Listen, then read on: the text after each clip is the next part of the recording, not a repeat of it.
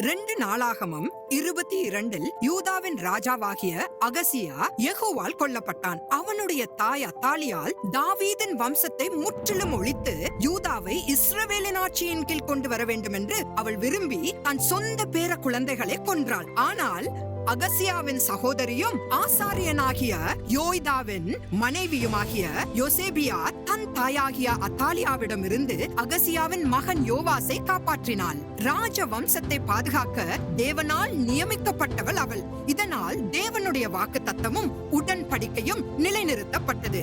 தேவனுக்கோ மனிதனுக்கோ பயப்படாத ஆகாபின் மகளான அத்தாலியால் குறுகிய காலம் அரசாண்டாலும் ஞானத்தோடும் தைரியத்தோடும் உறுதியோடும் செயல்பட்ட பிரதான ஆசாரியன் யோய்தா மூலமாக தேவன் ஆளுகை செய்தார். அதனால் தான் யோபு 42:2 நீர் சகலத்தையும் செய்ய வல்லவர், நீ செய்ய நினைத்தது தடைபடாது என்று எழுதப்பட்டிருக்கிறது.